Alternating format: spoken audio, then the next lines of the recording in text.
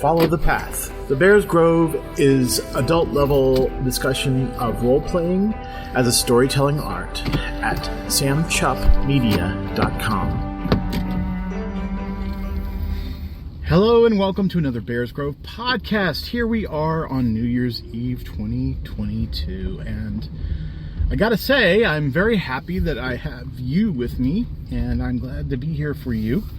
And I hope that you continue in the new year. I'm certainly going to do my best to keep going.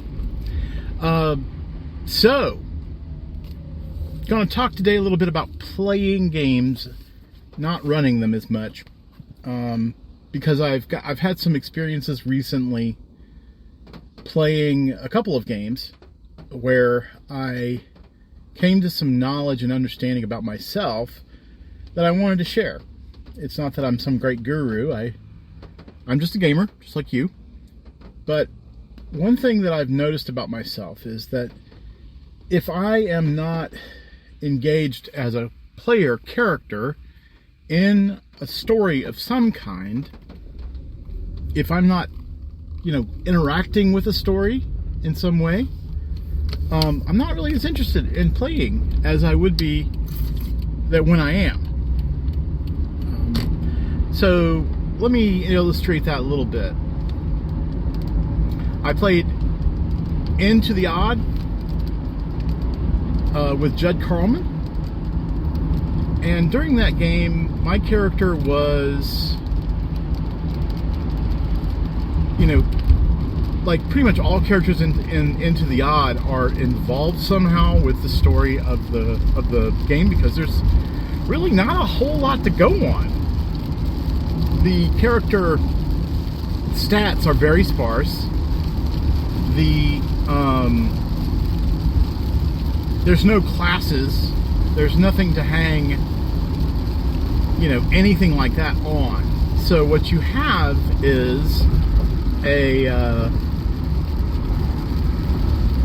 you have three stats, which is strength, dexterity, and will.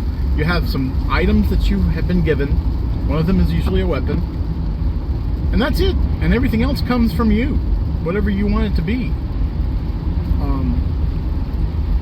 And looking at my character's stuff is how I figured out what my character was. My character had animal repellent potion of some kind. Had some acid, a flask of acid, and had a jar of ashes with me. And I, to this day, I didn't know at the time, like, what those ashes were all about.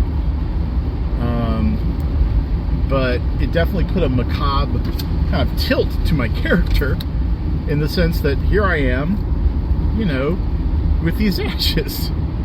A little odd, yes, but not terrible, So, in that character, I had to, I am not the sort of person who can sort of put aside folklore and put aside meaning and correspondences. I've got a lot of that in my head.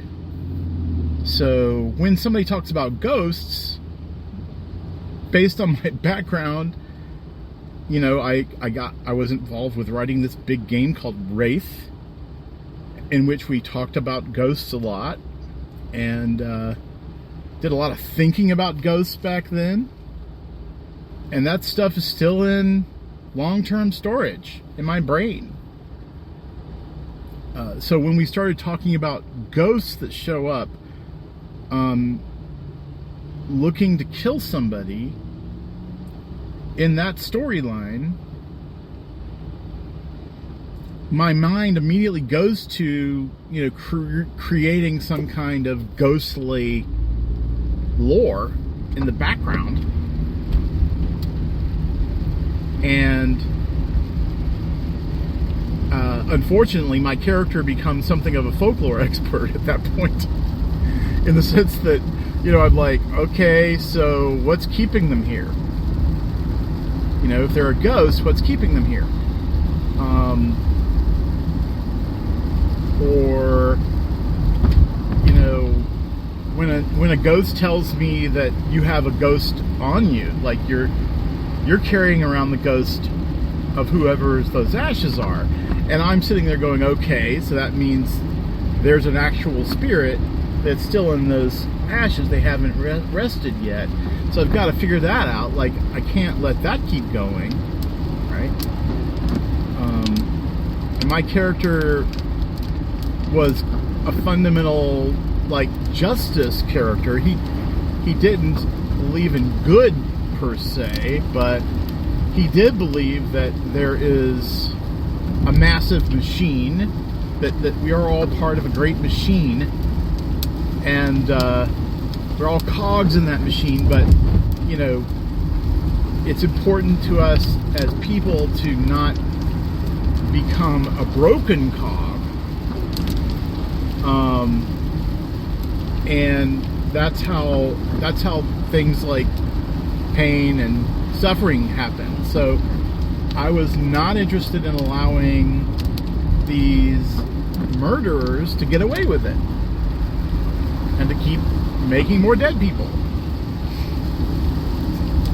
You know, that inserted me right into the story. I did not want, truthfully, to become the prima donna of the story. I don't want to be the focus, the spotlight all the time. But I felt like at that point my character was engaged with this story. Now, I tried to take a step back and let the other two players get in there and get their chunk of the story. One of them really wanted to, so he did, and he played the old veteran.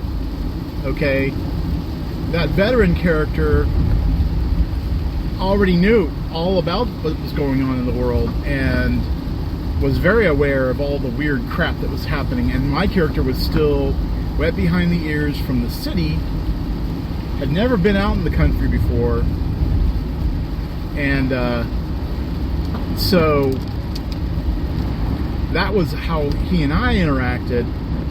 And then there was another player there who was living under the debt of his parents, and he was a smith, and he, you know, his part of the story was he wanted to melt down this orichalcum and make bullets out of it.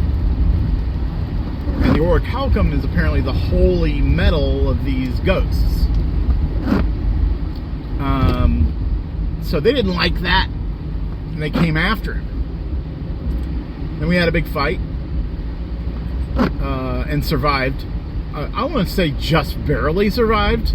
That was a brutal fight. Of course, Into the Odd fights are brutal. Period. End of sentence.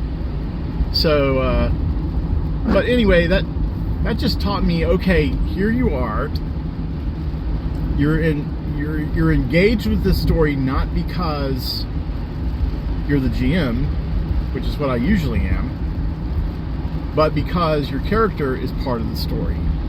And I kept asking myself, what can I do to make the story more fun for everybody else?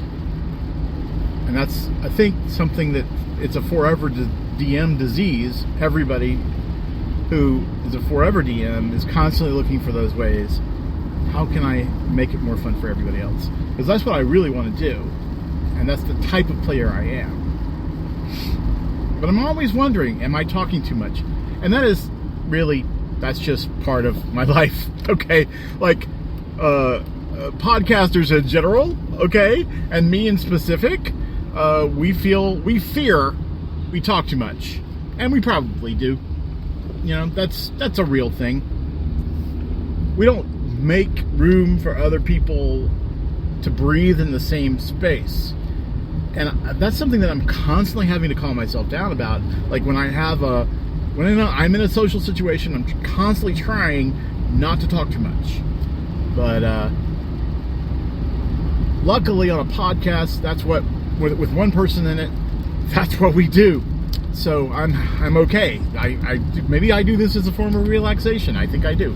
At any rate, then last night I played in a game where I was a dwarven fighter, a battle master, and there was another player who was playing a sorcerer, and another player who was playing a warlock, and a tiefling warlock.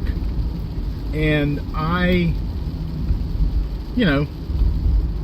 noticed that the tiefling warlock player probably didn't have a lot of experience and was struggling to sort of decide what to have her character do. And I was immediately flashed back to like other situations in games I was running where I'm sitting there going, and another player basically tries to tell the person how to role play their character, like what to do. And I didn't want to do that. I may have ended up doing that, but I didn't want to do that. I haven't actually had a chance to talk to her and ask her how she felt about that, but I tried to give her some ideas. I just sort of said, hey, look, there's a possibility space here. You can do anything you want. There's no wrong answer. If you do something that gets us in trouble, that's just going to make a more interesting story. If you do something that gives us information, that's going to be great. If you do something that gets us in a fight, well, we're warriors. We're all fighters. We can do this. We're all like heroes, and we can kick ass and take names. So that's what we'll do.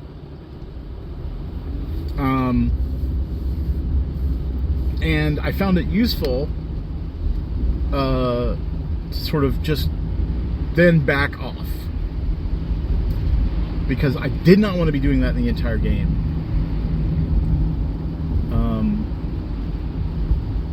But I've known other players of mine who sit there and go, I just don't know what to do. Like, I have no idea. Like, if I had a list of possibilities in front of me, I might be able to choose one of those possibilities. But I don't have a list of possibilities. And so I really don't have any idea what to do next. And so I was thinking about that when I talked. But as the game went on, I noticed that she got less reticent to play. And part of that was that I was playing my dwarf character, and my dwarf character literally had an 8 charisma. -1 to all charisma rolls. And I'm not like... So the dwarf is like, look, there's a kid here now. Like, there's a little girl who showed up in the story. I have no idea how to talk to human children. I don't even really know how to talk to dwarf children. So if you wouldn't mind, please, you spellcasters who have charisma as your main stat, would you please talk to this kid? And so I was like, in character, finding a way to say, y'all, you need to step up, without being a jerk about it. At least I hope I wasn't a jerk about it. But I don't believe I was. So, in character, my character was like, look, I don't know anything about kids. Would you go do this? And they did. And they did a great job. And they took care of that situation. And they made friends. And that's what we need charisma characters to do, right?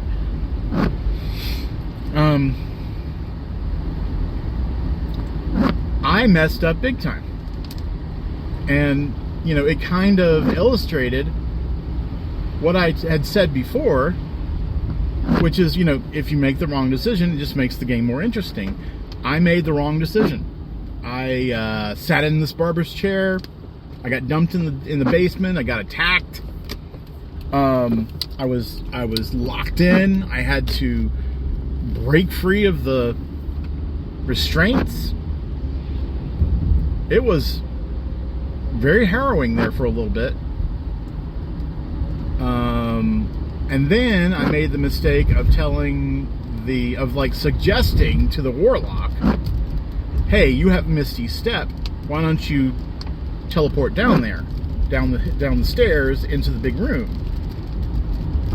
Well, she did, and then she got attacked and nearly died. She was making death saves.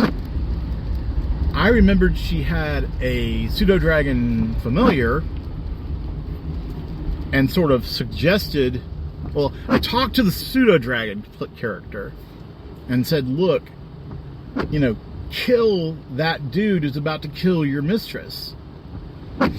And I had, as a battle master, I could issue order like that and then give that character a bonus dice to attack.